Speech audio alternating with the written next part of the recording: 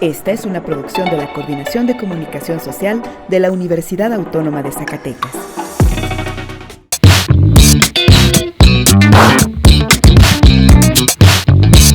Hace poco más de 155 años que el bachillerato llegó a la entidad zacatecana y por supuesto la Universidad Autónoma de Zacatecas es pionera en este sistema educativo y esto ha facilitado que muchos zacatecanos, cientos de ellos, logren tener este sistema educativo.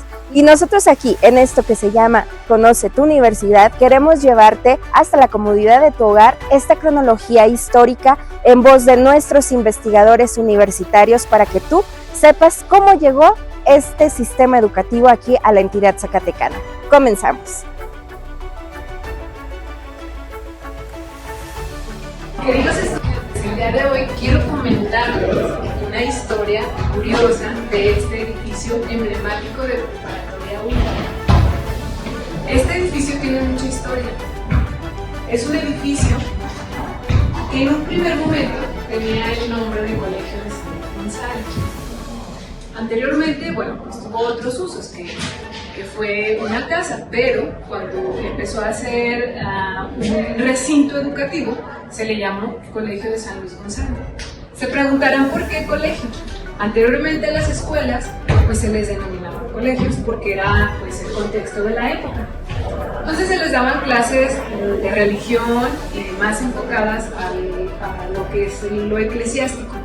Cuando cambia esta modalidad con los liberales, que hay que mencionarlo, cuando fueron las leyes de reforma y que estaba Benito Juárez, que seguramente ustedes pues se acuerdan quién es este personaje tan importante para nosotros los mexicanos, entonces se modifican los nombres y pasan a ser institutos. Aquí en Zacatecas, este edificio emblemático tuvo por nombre Instituto Literario del Departamento. Esto fue para 1837, pero cabe mencionar que aquí no es cuando comienza la universidad, sino que fue en Jerez.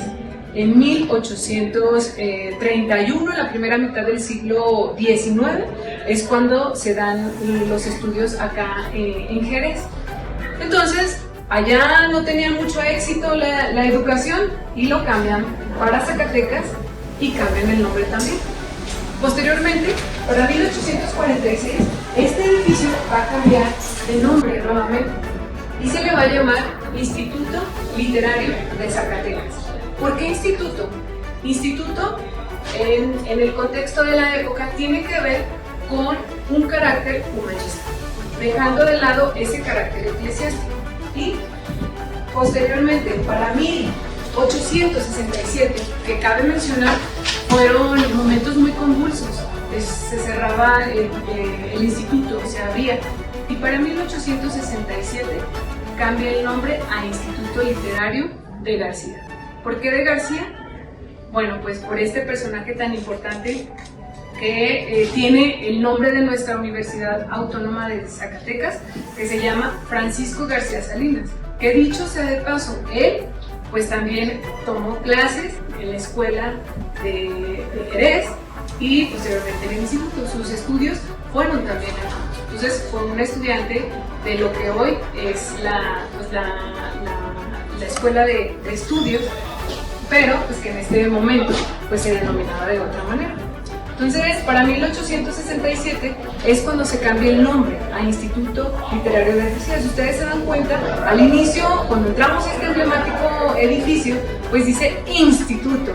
Claro, cambia el nombre porque eso ya tiene que ver con otro tipo de información que se da posteriormente.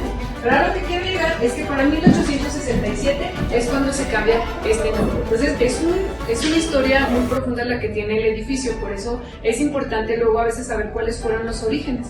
Y los orígenes datan desde el siglo, la segunda mitad del siglo XVIII y bueno, del siglo XIX.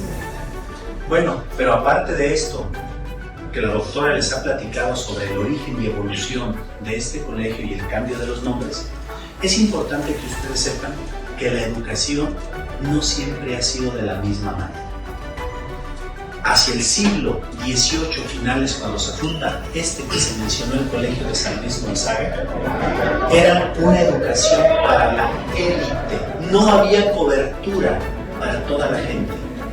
Y como la educación la impartían los jesuitas eran una orden religiosa que se encargaba de educar a los criollos, fue por lo que nada más los hijos de los criollos podían estudiar. Y así se mantuvo este tipo de educación hasta 1828, cuando gracias a Francisco García Salinas, que promueve la educación pública, dice que el Estado se encargará de pagar con los fondos tanto del Estado como de los municipios la educación para la gente. Ahí es donde se empieza a abrir las puertas al pueblo, porque es otra mentalidad. La mentalidad anterior era una mentalidad colonialista, donde la batuta y la dirección la tenían los peninsulares provenientes de España y los de aquí, que eran los criollos y que eran los que se educaban con los jesuitas. Se dice que los jesuitas son los impulsores y los que fomentaban la educación para los criollos. En 1828 ya se abren las puertas y es precisamente Francisco García Salinas el que funda el Instituto Literario en Jerez. Y ya la información que nos dio la doctora nos permite ver que estos cambios de nombre representaban un cambio de mentalidad. Cuando se llamó Instituto Literario del Departamento, fue cuando Antonio López de Santana quiso educar de acuerdo a una idea combinada entre el liberalismo y el conservadurismo. Todavía no se llamaba conservadurismo, pero eran ideas que querían conservar el sistema de la colonia de educar. Pasa el tiempo y se inaugura el método de enseñanza lancastriana, y este instituto aprende de esas maneras. Pero ojo, todavía en ese tiempo tenemos instituto literario. Otro decir que a los estudiantes se les enseñaba todo lo que tuviera que ver con las artes, el dibujo, la literatura, entre otras cosas. Hacia 1867, que es cuando nace el Instituto Literario de García, ya se ven nuevas formas de educar y que viene siendo una influencia francesa que ustedes deberán saber, era por Auguste Comte, o Augusto Comte, como lo conocemos en español, y que es el padre tanto de la sociología como del positivismo, y ahí cambia el sistema educativo y que llegamos hacia 1867, 17 de diciembre, cuando se funda la Escuela Nacional Preparatoria, y es hasta el 3 de febrero de 1868 cuando abre las puertas esa Escuela Nacional Preparatoria para que entren a un tipo de educación con el positivismo como base educativa. En Zacatecas es hasta el 19 de diciembre de ese 1868 cuando aquí también el Congreso aprueba la fundación de la Escuela Preparatoria, ¿sí? Y es hasta el 1 de enero del 69 cuando se abren las puertas en este edificio y que desde entonces gozamos de una escuela preparatoria y que ustedes y nosotros somos los herederos de ese tipo de educación positivista.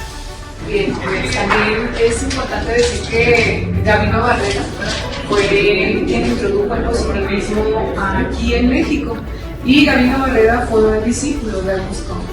Él llega a México y va a traer todas esas ideas positivistas. Entonces vamos a ver que él puede introducir esas ideas en el nivel preparatorio. Y Gabino Barrera, él, pues, un personaje importante para la historia de la educación en nuestro país. Él no solamente se queda ahí, sino que más adelante le exigen a otros lugares. En el caso del estado de Zacatecas, pues también pasa lo mismo. Se funda lo que es los estudios de preparatoria en el 1 de enero de 1869, y es entonces cuando pues también se implementan, se introducen esas ideas aquí en el estado de Zacatecas. El primer director de la escuela preparatoria en Zacatecas, de la que estuvimos hablando, fue el licenciado Ramón Alarcón, era originario de Michoacán, pero con los movimientos de la guerra de reforma y del combate a los franceses y todo eso, él llegó a Zacatecas. Le reconocieron sus ideas avanzadas y por eso lo invitan a trabajar en la escuela que había antes de 1868. Y por la amistad que tenía y el grupo, porque era uno de los liberales más exaltados. Decirles liberales exaltados es como decirles de los más extremistas, más radicales, más aventados. Y entonces por eso lo ponen como director. No disfrutó, fíjense, no disfrutó mucho tiempo ser el director. Pues a los 5 años. Eso marca el principio de otro tipo de educación, que lo explica la doctora, el positivismo. El positivismo, dicen que cuenta el origen de esta palabra, es porque Auguste Comte había sido alumno de un tal Fourier, un francés. A ellos les tocó enfrentar la Revolución Francesa. Y la revolución, decía Comte, nada más viene a destruir cosas. Es negativa la revolución. Todas las revoluciones son negativas. Por eso hay que educar positivamente. Y la mejor forma de educar positivamente es a que la gente entienda que son mejores los cambios graduales, ¿sí? No radicales ni revolucionarios. Por eso su pensamiento era positivista. Y la mejor forma del positivismo era el orden y el progreso. Si una sociedad está en paz, está en orden, entonces va a poder progresar. Entonces, el año de 1868, cuando empieza la educación, es para que la gente entienda que hay que vivir en paz en un país para poder llegar a niveles de progreso más avanzados. Vean, no hay revolución, hay progreso, hay evolución. Y ahí viene la palabra positivismo, y que en México se implementa con Gabino Barreda, luego con Justo Sierra, luego con Miguel Mancera y otros. Estamos aquí en el edificio que conocemos como Principio Universitario, ya que el 1 de enero de 1869 se abren las puertas a este nivel educativo que también se le ha dado en llamar bachillerato, y que aquí precisamente ese día fue inaugurado el inicio de cursos que tenía como principio la escuela preparatoria. Cabe señalar que los estudios que se llevaron en la escuela preparatoria pues fueron de 5 años. 5 años donde llevaban materias como gramática castellana, gramática latina, francesa. Igual también llevaban materias de matemáticas, lógica, moral y matemáticas entendidas como la aritmética, la geometría, la trigonometría y después algunos estudios de física como astronomía, cosmogonía y otras más. También cabe señalar que los estudios de preparatoria fueron estudios gratuitos. Así es como se manejaba, porque tiene que ver con un aspecto histórico llamado positivismo. Ese positivismo que fue introducido por Gabino Barreda. Gabino Barreda, que fue discípulo de Auguste Comte, un francés, que va a tener ideas donde se desarrollan lo que es una de las frases más famosas conocidas como orden y progreso. Ese orden que va a llevar armonía y ese progreso que va a llevar desarrollo en una sociedad. También quiero mencionar que Auguste Comte estaba viviendo en un contexto político pues complejo, donde se estaba desarrollando o eran secuelas de la Revolución Francesa. Es por eso que desarrolla esta idea de orden y progreso. Aquí en México no fue nada menor, también estaba pasando eso. Eran momentos convulsos, estamos viendo que se están desarrollando algunos conflictos sociales y claro que esta idea de orden y progreso también va a empatar muy bien aquí en nuestro país. Por otra parte, quiero mencionar que Gabino Barreda fue un personaje que impulsó muchísimo la educación. Él fue el primer director de la Escuela Nacional Preparatoria. y ahí fue donde difundió sus ideas del positivismo. Ese fue uno de los momentos importantísimos pues, para que se difundieran estas ideas del positivismo. En el caso de Zacatecas, el primer director fue el licenciado Ramón Talancón Salgado.